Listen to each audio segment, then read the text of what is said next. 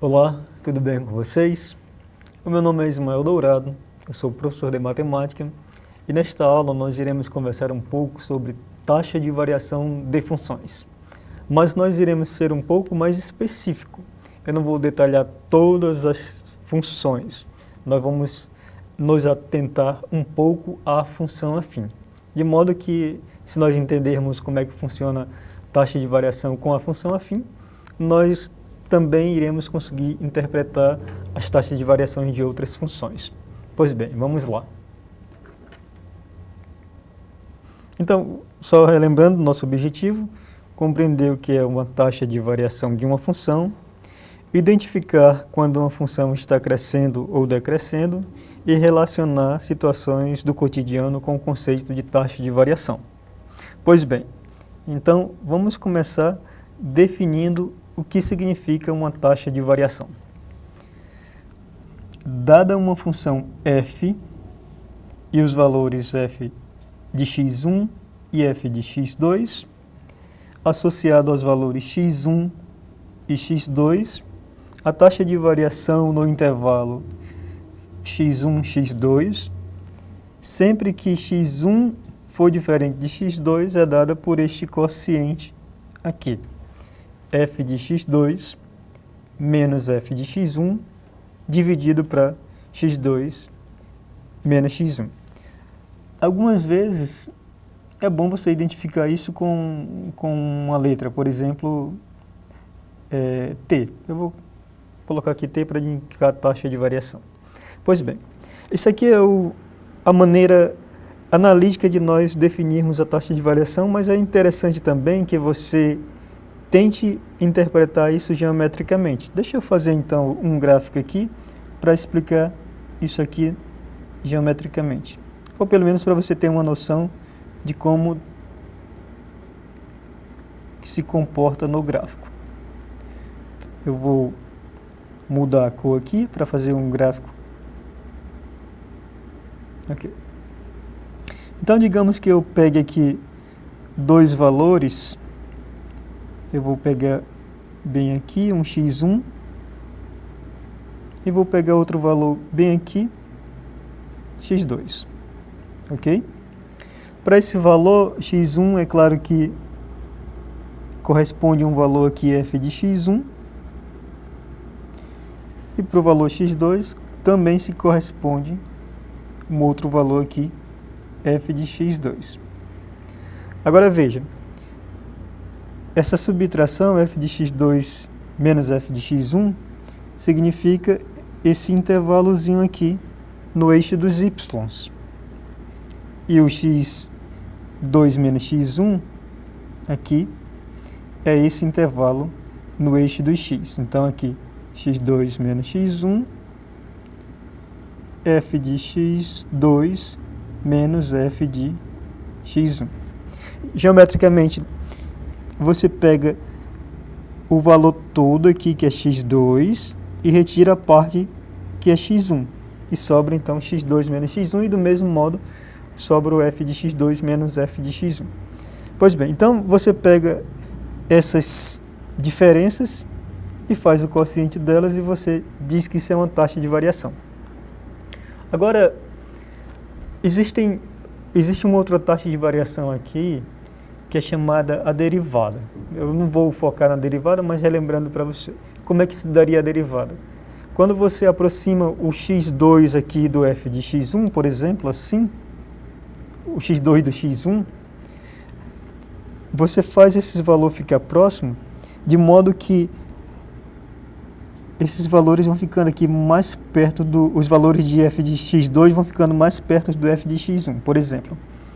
Aí esse quociente, quando essa diferença entre x2 e x1 estiver cada vez menor, é que nós denominamos derivada. E ela é uma taxa de variação importantíssima em aplicações do mundo real, principalmente quando você, por exemplo, estiver estudando o cálculo diferencial. Então lembre-se, cálculo diferencial, a taxa de variação mais importante, vamos dizer assim lá, é a derivada. Recomendo que você procure saber um pouco mais sobre a derivada. Pois bem, vamos continuar. Então, deixa eu fazer um exemplo aqui.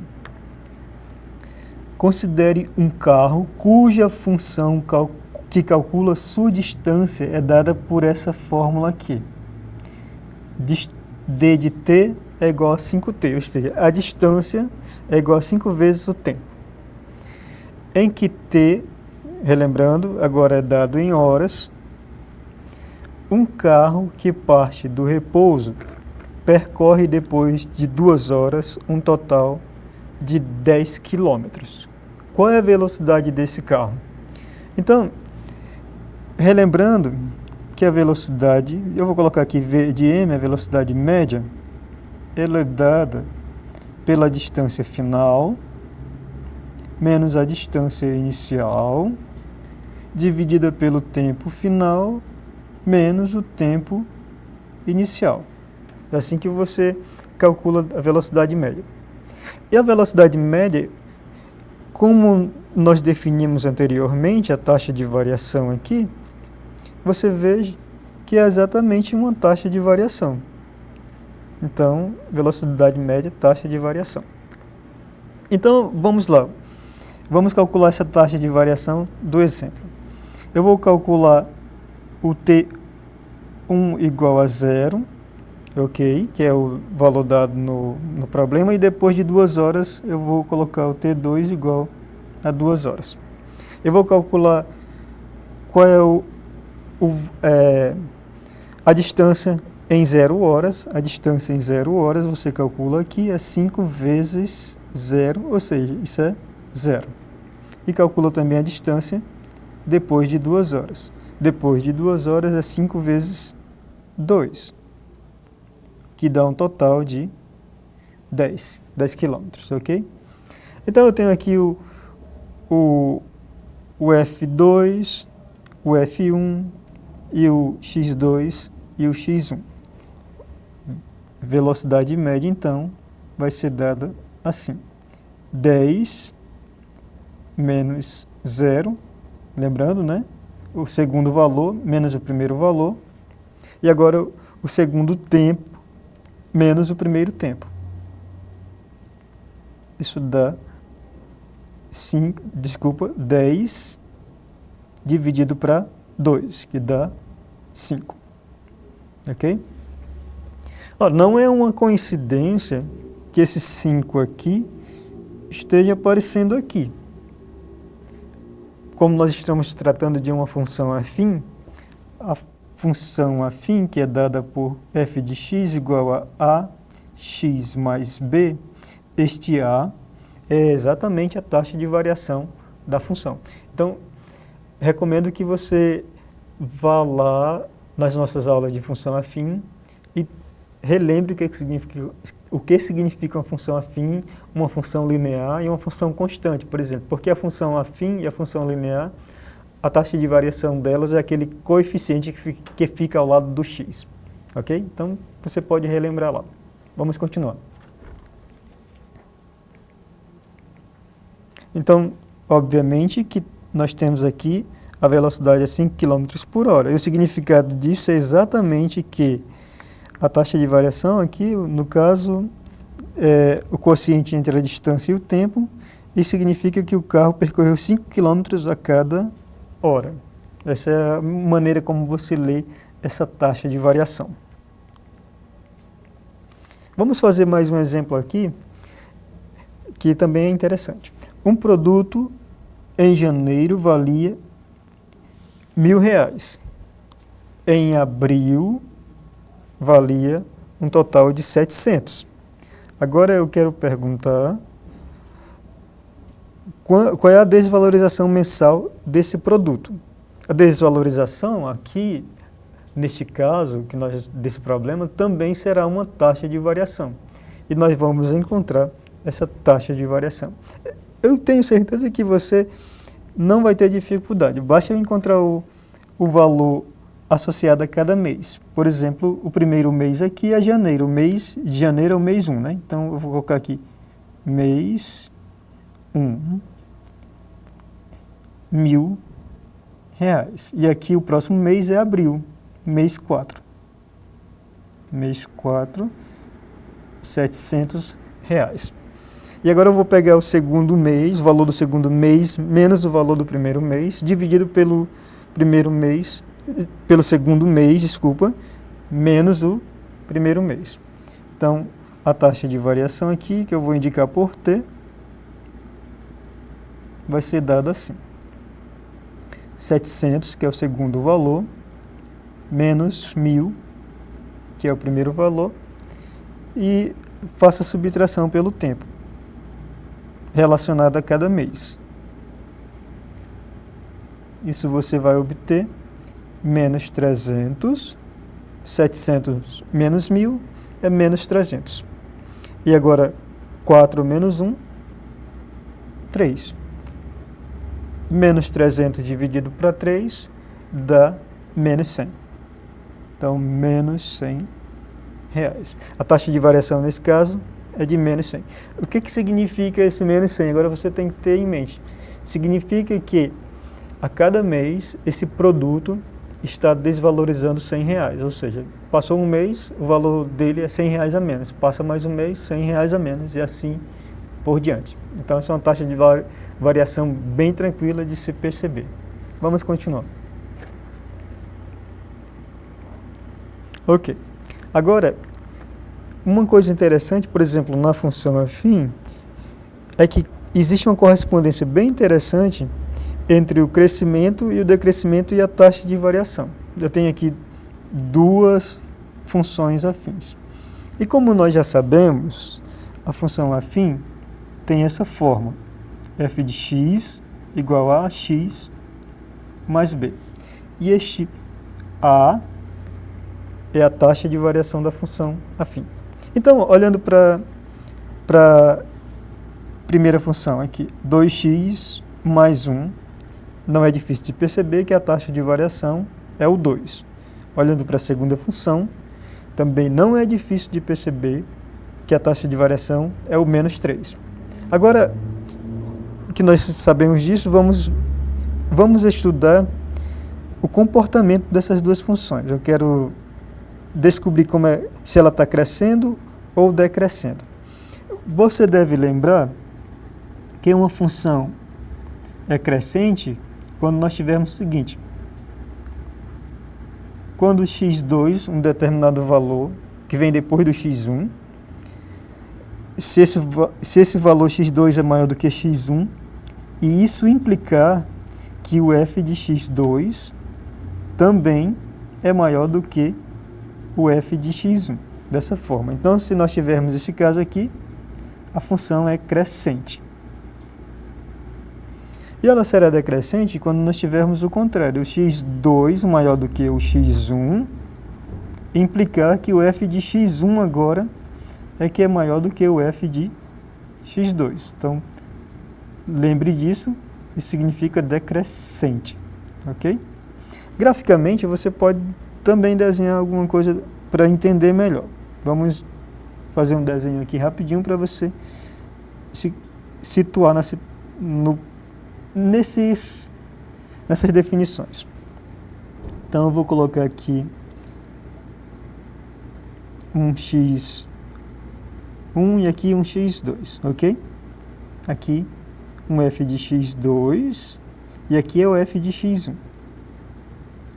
Veja, o valor x2 ele está à direita do x1, então o x2 é maior do que o x1. E aqui o valor x1 está acima o valor do f de x1 está acima do f de x2. Então, o f de x1 é maior do que o f de x2. Nesse caso, ó, esse caso aqui está implicando este aqui. Ou seja, nós temos essa parte aqui, ó, o x2 maior do que x1, está implicando no f de x1 maior do que o f de x2. Ok? Então, nesse caso, nesse intervalo aqui, essa função é decrescente. À medida que você anda com o x para a direita, o valor de f de x vem descendo no gráfico da função. Então, dessa maneira aqui nós temos uma função decrescente. Pois bem, vamos continuar e interpretar essa aqui, para nós vermos o que está acontecendo. Eu vou pegar, por exemplo, 0. Eu vou pegar x1 igual a 0 para a função f de x igual a 2x mais 1, ok? E vou indicar o valor do f de x0, f de x1, que é o 0. Dá quanto? Você vem aqui e substitui. 2 vezes 0 é 0. Agora, 0 mais 1 é 1, ok? Agora pegue um outro valor. Você pode... Na verdade, eu tenho que seguir esse intervalo aqui. Eu vou pedir um pouco de desculpa e vou mudar os valores, tá? Eu vou começar com x1 igual a 1 e depois eu vou mudar para o 2. Ok? Então, x1 igual a 1. E agora o valor da função no ponto 1, aqui. Então, vamos voltar aqui. 2 vezes 1 é 2, mais 1 dá 3, ok? Agora eu vou pegar o x2 igual a 2 e vou verificar o valor da função em 2. Você vem aqui, 2 vezes 2 é 4, mais 1 é 5. E agora vamos analisar. O x2, que é 2 aqui, ó, x2, ele é maior do que o x1, ok? E ele está implicando no f de x2, que é 5, ser maior do que o f de x1, que é o 3. Em outras palavras, em números, o 2 é maior do que o 1 está implicando no 5 ser maior do que o 3, ok? Então, dessa forma aqui. Nesse caso, nós temos essa primeira situação. Então, você veja que ela é crescente. Mas, observe, a função está crescente e a taxa de variação aqui é positiva. Uma coisa que você tem na função afim, que é bem relacionado com a taxa de variação, é que se a taxa de variação for positiva, a função afim será crescente. E se a função afim é crescente, a taxa de variação será positiva. Ao contrário, se a taxa de variação for negativa, então a função afim será decrescente. Ok? E do mesmo modo, se a função afim é decrescente, a taxa de variação é negativa. Então, nesse caso aqui, da segunda função, menos 3x mais 2, você já sabe, olhando só para a taxa de variação, você nem precisa fazer testes, você pode dizer, ó, essa função ela é decrescente, sem medo nenhum, ok? Mas, para nosso azar, nem todas as funções se comportam assim. Por exemplo, a função exponencial, que eu vou mostrar para você agora,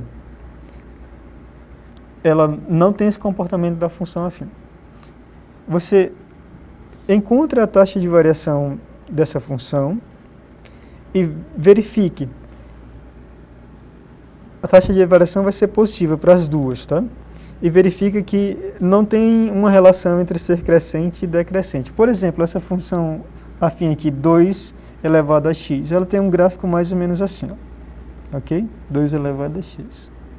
À medida que o x1 e o x2 são crescentes, assim, o x2 é maior do que o x1, aqui o f de x1 vai ser menor do que o f de x2. Então, aqui essa é uma função crescente. Essa outra função aqui, de f de meio elevado a x, ela vai ter um gráfico parecido com isso aqui.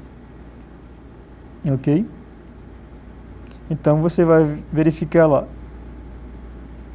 que o f de x2 é menor do que o f de x1. Então, o x1 agora é maior. Ok? E o f de x1 é que é maior do que o f de x2, nesse caso. Então, você vai ter que a função é decrescente. Então, só para deixar claro, não é porque a taxa de variação é positiva em todas as funções, por exemplo, que a função vai ser crescente. Isso é um comportamento bem característico da função afim. Pois bem, eu vou finalizar a aula por aqui. Espero que você tenha entendido essa relação, tenha entendido principalmente o que significa uma taxa de variação e tenha entendido que existe uma relação entre taxa de variação e crescimento e decrescimento na função afim. Eu agradeço que você tenha ficado conosco aqui até o final da aula. Nos veremos em uma outra oportunidade. Forte abraço e até lá.